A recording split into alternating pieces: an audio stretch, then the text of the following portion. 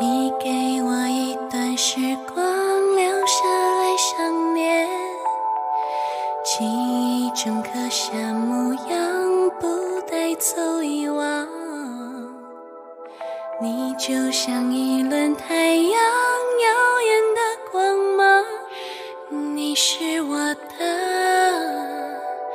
一念时光。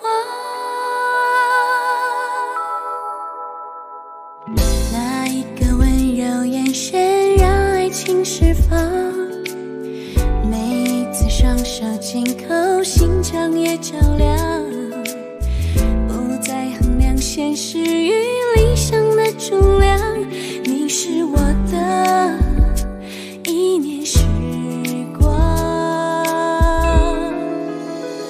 就请你带走我的心，填满柔软的幻想，孤单疲惫都已融化在你微笑的脸庞，从辗转难眠的长夜，领悟未来的图画，绘本里是我们的梦想。你是我的一念时光。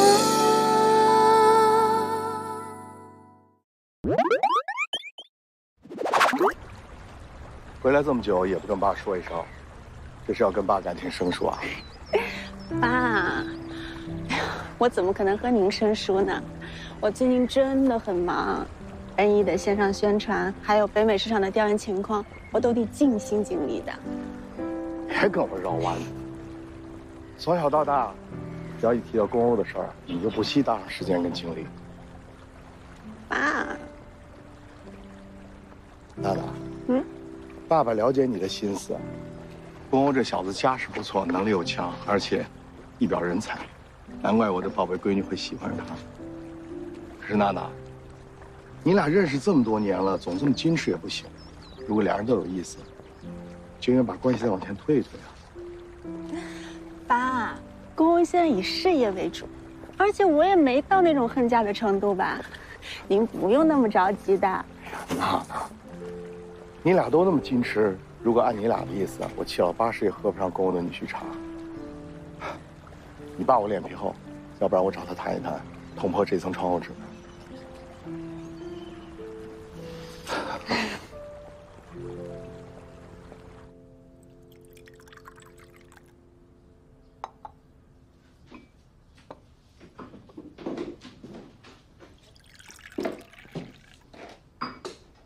风叔，哎，乔，来坐。哎呀，有日子没见了啊。是啊，风叔，今后我一定多抽时间来看你。最近公司怎么样？听娜娜说你们俩合作，打了一个漂亮仗。是啊，这一次多亏了娜娜有惊无险，不然我现在还在焦头烂额呢。喝茶。哎呀，娜娜是我的女儿，万般都好，尤其在工作能力上不输我当年的劲头。可是，在个人感情问题上，女孩子嘛，总有些矜持。作为长辈，我今天让你来，就是有话要跟你说的。小欧，我也算看着你长大的，你的秉性我非常了解。你跟娜娜一起长大，各方面再合适不过了。更重要的是，娜娜这么多年不乏追求者，可她的眼里心里，只有你一个人。乔欧，娜娜是我女儿，从感情上，我比任何人都在乎她的感受。作为长辈，今天我厚着脸皮提出来，我就是想问问，你对娜娜到底是个什么态度？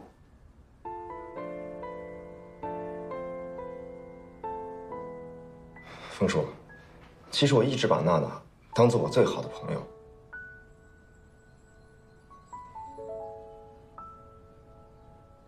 乔欧，我不会为难你，我也尊重你的选择。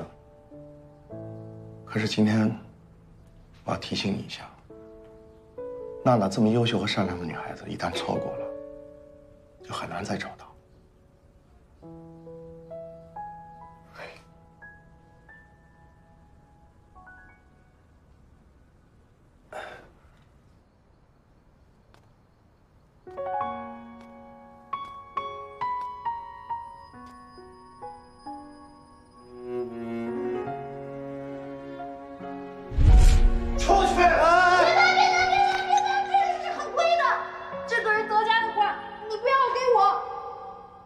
健康，小姐。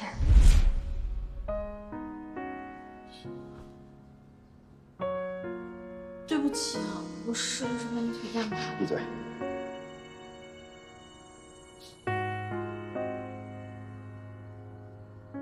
小欧，既然我厚着脸皮提出来，我就是想问问，你对娜娜到底是个什么态度？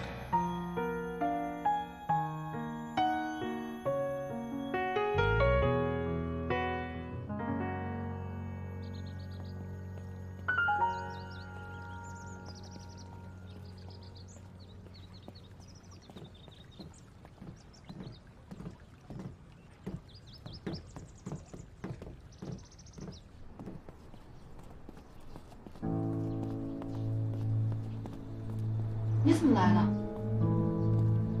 我为什么不能来这儿？干什么？我找你有事儿。我不走，我是他合伙人，陈烈。你从这儿搬出去，有什么损失我来负责。我为什么要把我工作室搬走啊？我是来通知你的，不是来跟你商量的。我会给你找新工作室的地址，你只需要搬过去就行了。迁出那边我会给一个理由，你就当帮我这个忙吧。这是我的工作室，还由不得你在这里说搬不搬的。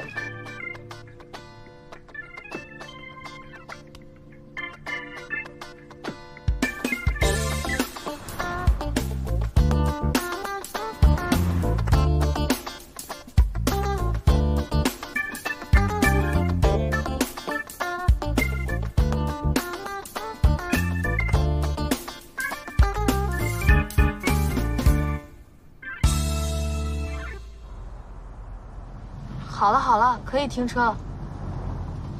米生，停车。你想吓我啊？这次我绝对不停车。喂，公，你们很不讲道理。车是你自己上的，又不是我强迫你。公哦，公总，好老板，你就饶了我吧。咱们这是要去哪儿啊？你想去哪儿啊？我本来是想回工作室工作的，结果不是被纠缠，就是被……哎，算了算了，我还是回我工作室画画吧。白宇现在就在工作室，你就这么愿意和他待在一起？你想什么呢？他就是我同事。唉，早晚我会让他滚蛋。你要让他走，那我也不干了。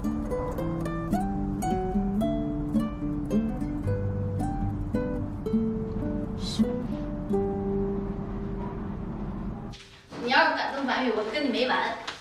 好啊，照你这么说，我明天就让他辞职。回来了，回来了。小念，我往你房间换了新的花，不知道你喜不喜欢？你送我的都喜欢，但这我觉得还挺好看的。不用浪费鲜花了，他没什么审美品味。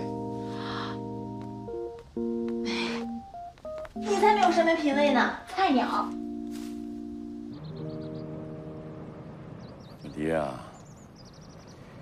你是个聪明的孩子啊，你一定会猜到我为什么叫你到这儿来啊。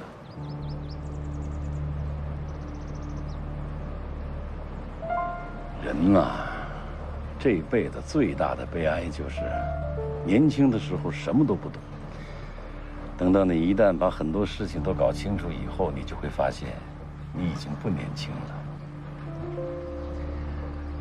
这做人呐，就跟这鱼是一样的，你一定要让它待在适合它待的环境里。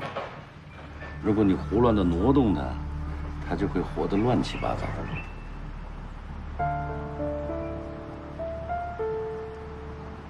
听说你打算送千初出国疗养，这件事情对我们家族，还有我们孟氏集团来讲，都不是一件小事情啊。叔叔，我是听千初的主治医生说，国外的环境更有利于千初的恢复。我会放弃事业，陪他一起出国的。病了那么久，我不想让他眼疾再复发了。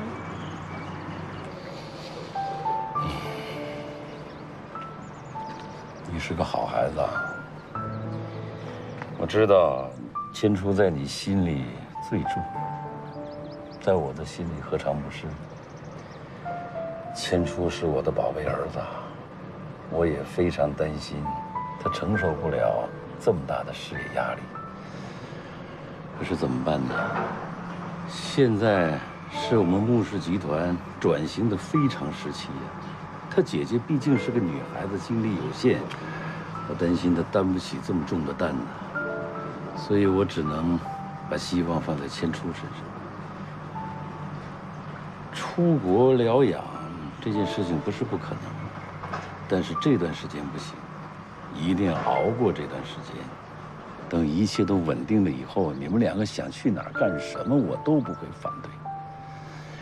但是现在，我绝不允许你动摇千初。好的，叔叔，我听您的安排。爸，小迪来了，好久没见了，去我房间聊聊吧。叔叔，那我先去了。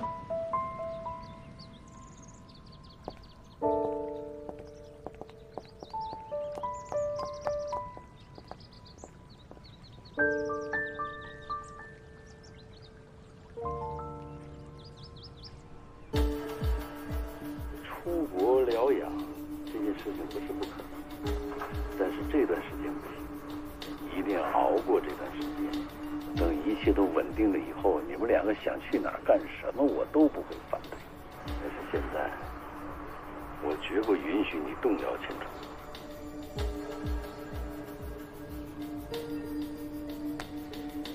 小迪，你多心了，不是我怀疑你。只是这种情况下，我不得不对你留心。出国这件事儿，也未必是千初透露给叔叔的，你别怪千初。穆氏大厦里，老爷子的眼线多的是，任何风吹草动他都了如指掌。你放心吧，千初毕竟是我弟弟，我不会找他麻烦。你也看见了。出国这件事情不是我能左右的，叔叔不让千初走，谁也没办法。我知道了，你先回去吧。有事情我会再找你的。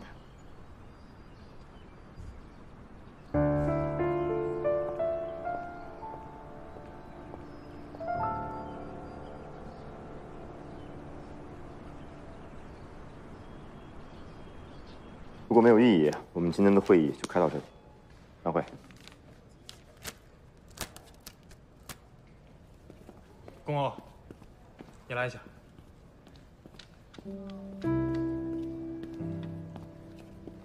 小欧啊，这个事儿呢，本不应该我来提醒你，但是你知道啊，我和你父亲私下交情不错，我也算是你半个长辈。小时候，你从来没有行差出错过，所以我决定，最近这件事我必须要提醒你一下。张叔叔，什么事儿啊？你要提醒我什么事儿啊？最近恩义疯传，说你和莫娜恋爱了。啊？怎么可能啊？我自己恋爱，我自己怎么不知道？你听谁在胡说八道呢？他们还说，你家里本来有个女朋友，就是上次来安抚那几位设计师的那个女孩。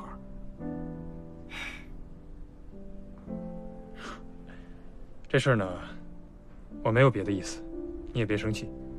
年轻人嘛，感情方面比较开放，我也能理解。张叔叔，首先我真的没有谈恋爱，我没有和莫娜谈恋爱。其次，我自己谈没谈恋爱，我自己知道啊。家里那个施小念，他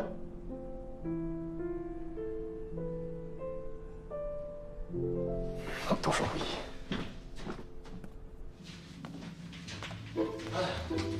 怎么样？那个，我就说这感情的事儿谁都说不好。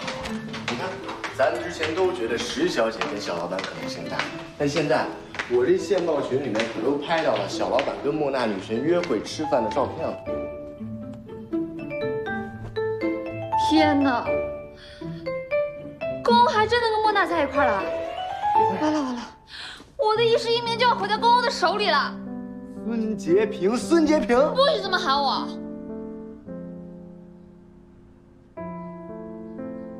孙洁平，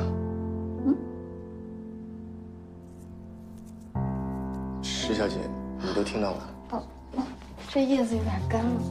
小念，没事吧？没事儿。你们说小老板和莫娜，我觉得他们俩挺配的，男才女貌，才子佳人。小念，你还好吧？我很好，你们赶紧坐会儿，我去给你们倒水。哎，石小姐，都怪你，瞎说什么呀？怪我干什么呀？是你非要问我呢。不是我问你，那不是你把我手机拽回去看，我能说你？别说话。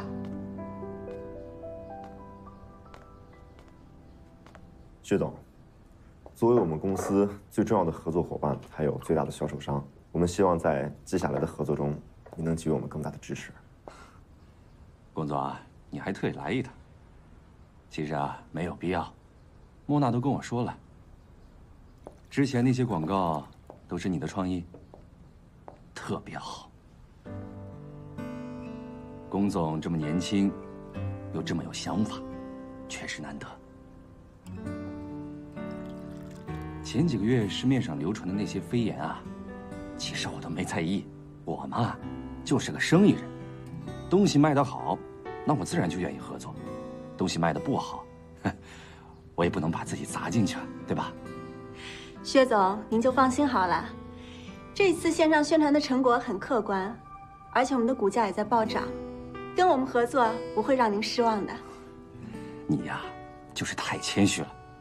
前几天我还跟你爸爸在一起吃饭，封总这么一个事业强人，可一提到他的宝贝女儿啊，哎呦喂，那是赞不绝口啊。他说什么？他说啊，我那宝贝女儿是既聪明又漂亮，脾气性格还好。只是不知道到最后便宜了哪家小子哟。薛总，您看一下，这是我草拟的一份合同，是关于明年的销售额的。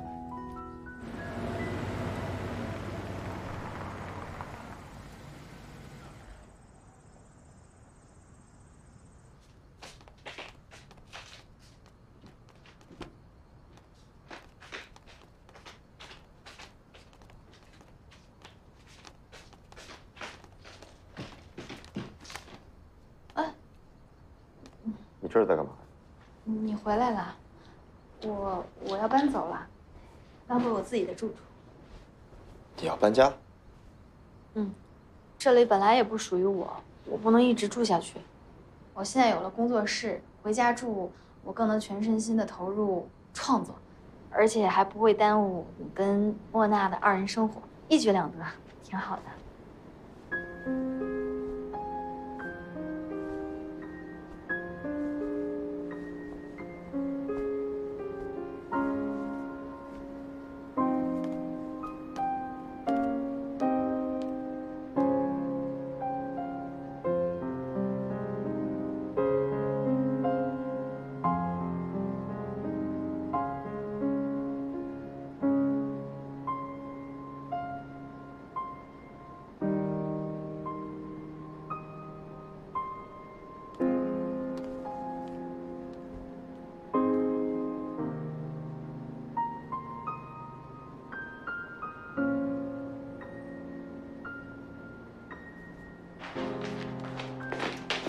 怎么回事啊？慌慌张张的。小老板，你听说了吗？石小姐她准备……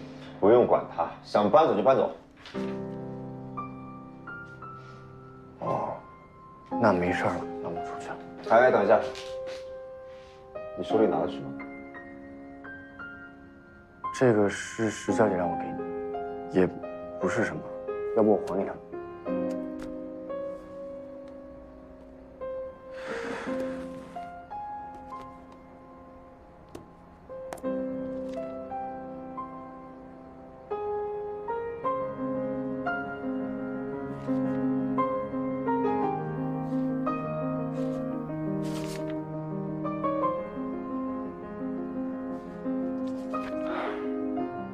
这个女人还能再无聊点？让我先出声。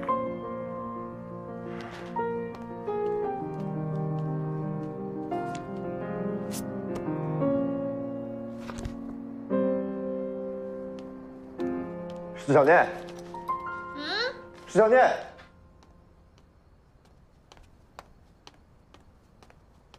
你要走就走，没必要送我这种东西。什么叫这种东西啊？我辛辛苦苦画了一下午呢，不喜欢拉倒，精心给你挑选，你干嘛冲我大呼小叫呀？你这一下午，又是收拾东西，又是画漫画，还弄什么唇膏？你做了不少事是吧？对啊，我是过得很充实，我这不是为了你吗？你这个恋爱负分男，能跟莫娜女神在一起是捡到宝了。我得教你一些小经验呀，教你如何讨好女孩。还有这送唇膏是基础中的基础，我还特意挑了网红色号。你的意思是，我还要感谢你？那倒不必，我也是自愿给你挑的。你这个找机会看一看，这个你就找机会送给他。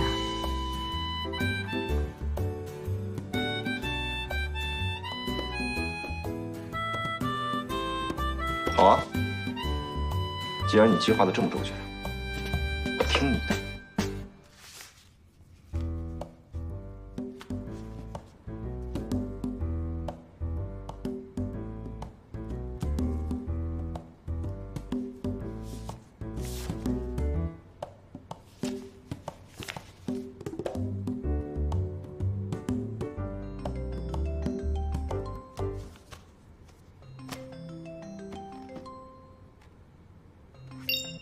小欧，喂，妈。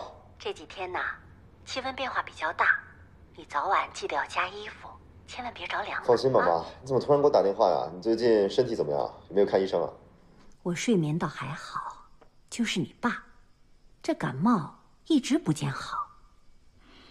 对了，小欧啊，上次我跟你爸去你家里的时候，碰到一个小姑娘，你说她是你女朋友。你们现在有正式交往吗？妈，你怎么突然问这个？因为有人跟我说啊，你呀，正在跟莫娜谈恋爱。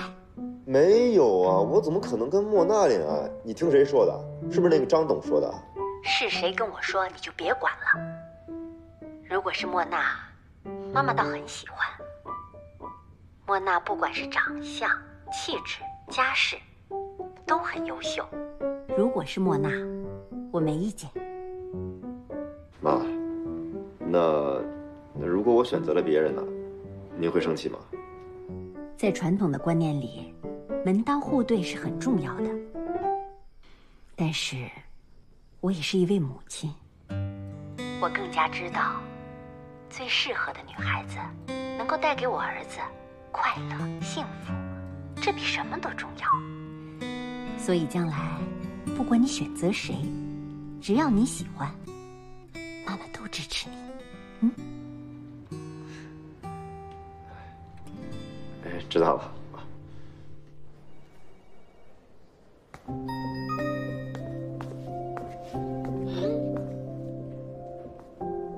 忙吗？有件事情想找你聊聊。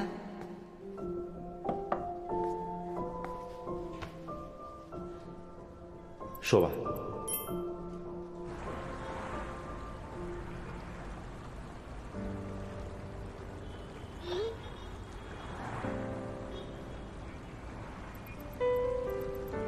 我听到公司里有人在八卦我们之间的关系，说我们在谈恋爱，这件事儿你怎么看？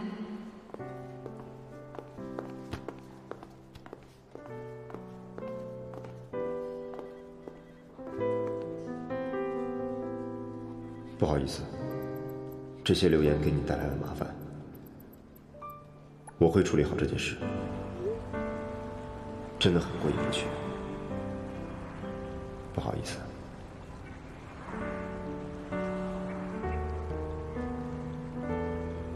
OK， 我也觉得把这件事坦白说开比较好。我不想因为这种流言影响工作，你说呢？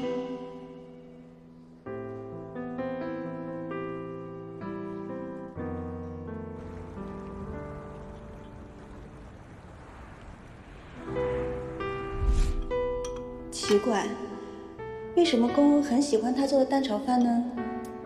明明就很普通的做法嘛，味道有点偏甜，也许是放了白糖，很小女生的口味。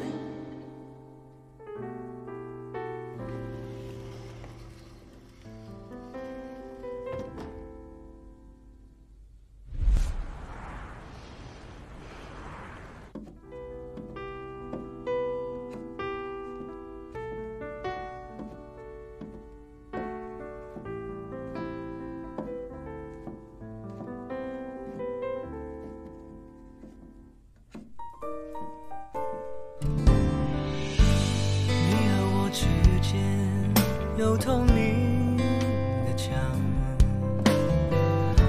借你目光探索柔软的窗，颠倒沙漏，是否能倒转时光？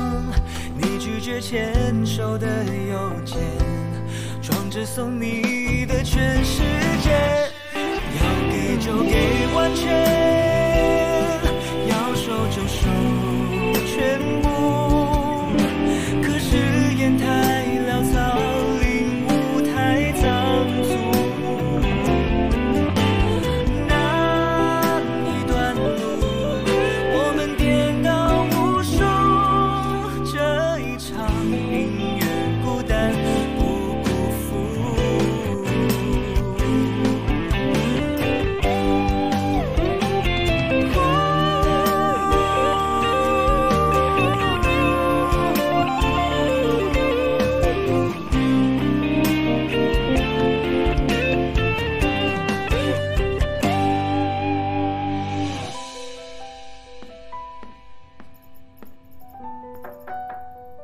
在忙吗？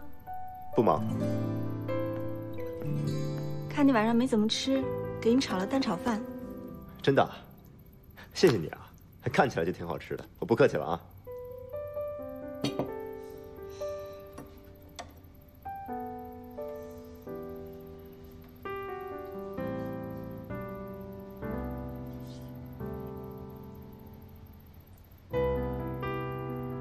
怎么啦？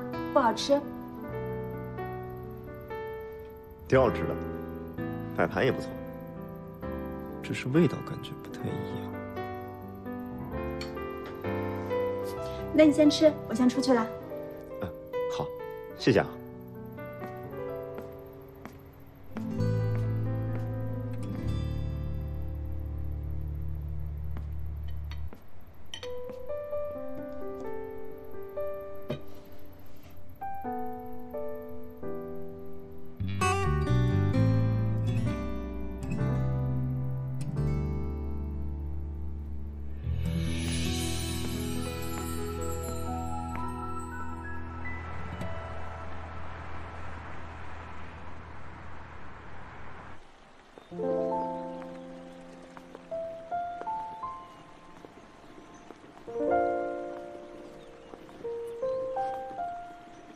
公公，我知道你想说什么，我希望你先听我把话说完。我们之间只是好朋友而已。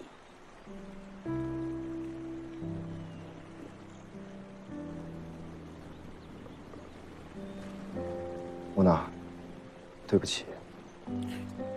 这有什么对不起的？我们之间的缘分只够做好朋友的，其他的失望不来，也不是我们的过错。谢谢你体谅我。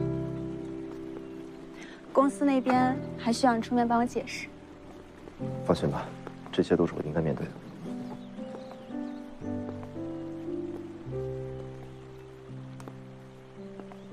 其实你是喜欢他的，对吗？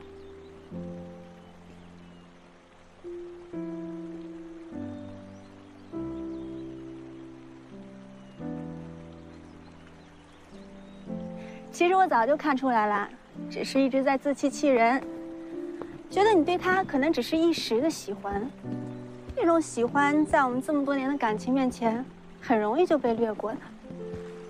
现在看来，感情这种东西，还真不是用时间长短就能衡量的。你喜欢施小念那种平易近人的女孩，虽然很出乎我的意料，但是我吃到她做的蛋炒饭那一刻，我想我能理解你了。施小念，其实我也搞不懂我自己心里在想些什么。莫娜，你很好，只是我们之间……我当然很好啦，我这么善解人意，工作能力又那么强，只可惜不是那个能为你做出家常味道饭菜的女孩。这件事情是我做的不对，我没有做好善后工作。枫叔那边，我也会去解释。好啦，你怎么解释啊？我爸那还是我来吧，你去了只能火上浇油。毕竟我是他的女儿，撒娇耍赖他也不能拿我怎么样。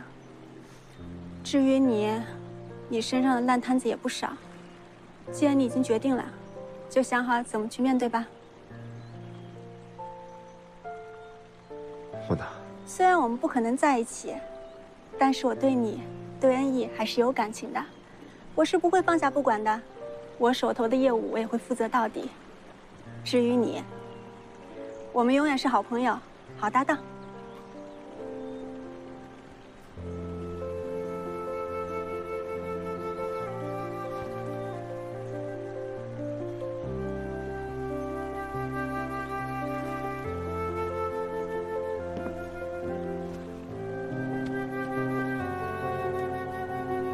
再见了，公。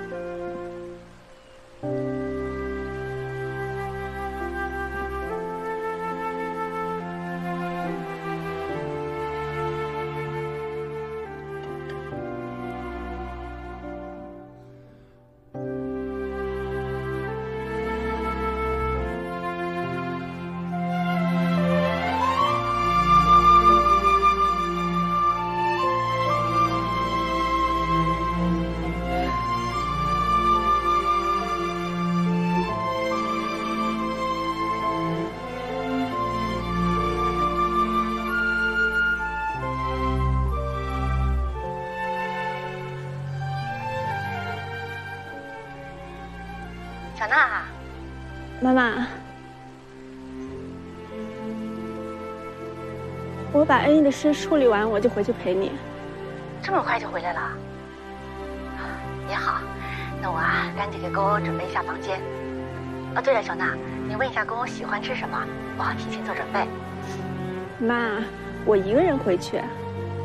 啊，没关系，妈妈会在这里等你。无论发生什么事情，妈妈最爱的人永远是你。嗯。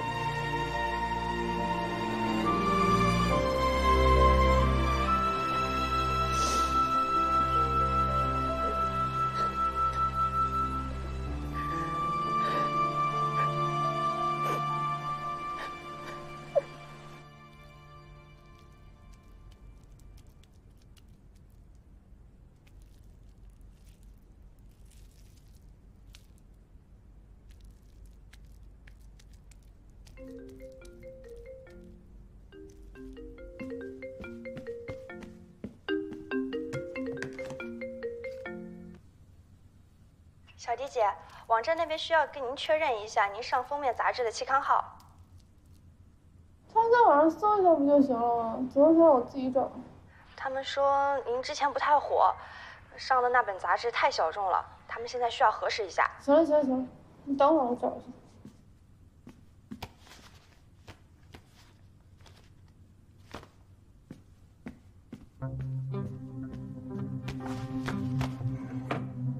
找到了吗？哎呀，行了，你别催我，等会儿，等会儿。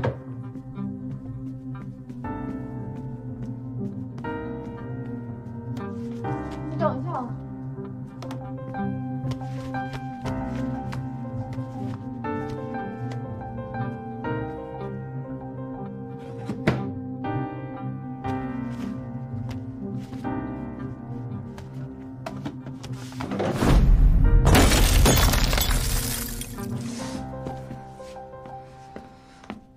怎么了，小叶？没事儿，不小心摔碎一个水晶球而已。喂，我找到了。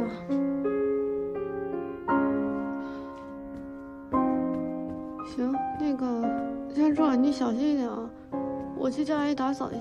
行，我找到了，晚上就发出去。阿姨，哎，我给你发过去啊。怎么了？把这收拾一下。哎呀，哎，穆先生您别动，放着我来打扫吧。您这么珍惜这个水晶球，当宝贝一样收藏着，摔碎了太可惜了。您千万别动啊，小心扎着手。那个，你快去拿东西扫一下吧。哎，好。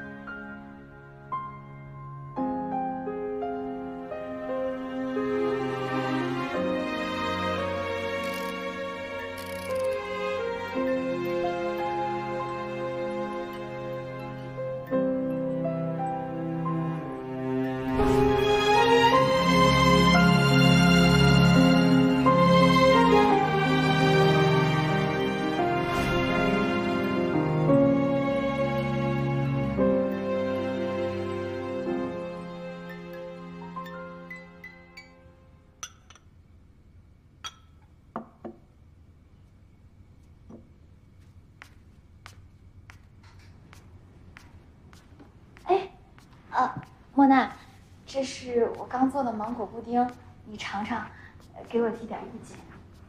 因为我马上就要搬走了，可能以后怕你吃不到了。谢谢你，小念。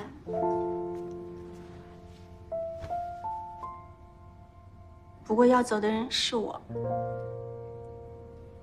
为什么？因为我的任务完成了，帮公欧完成了线上宣传。也帮某人直面了内心的选择，我就可以退出啦。莫娜，你说的这是什么意思呀？小念，很高兴认识你，你很善良，也很热心。我现在有一点明白公欧的想法了。公欧的想法？什么想法？公欧内心真实的想法。不过还是由他来跟你说比较好，毕竟是你们两人之间的事情。莫娜，我觉得你可能是误会了，不是，这就是一个误会。公欧对你那么好，我从来没见过他对哪个女孩这么好的。你看他对我总是凶巴巴的、恶狠狠的，还总说我蠢，跟我欠了他多少钱似的。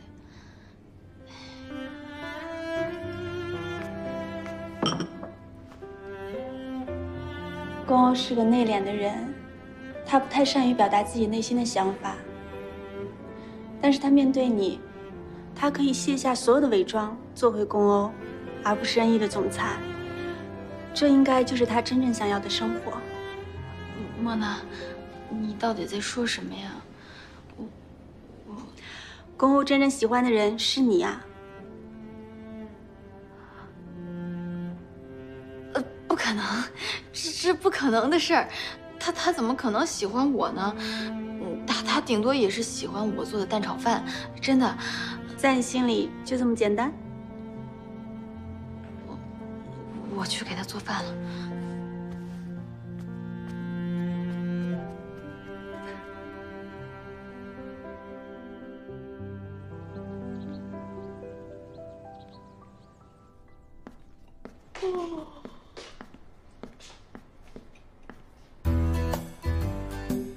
小念，啊？你躲什么？我没躲你啊，我这不好好的在这站着呢吗？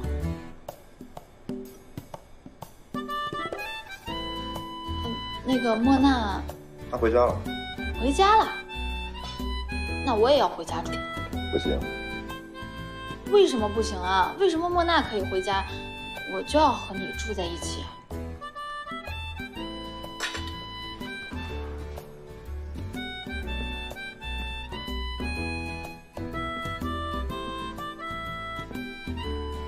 因为她是莫娜，而你是石小念。哎呦，疼死了！哎。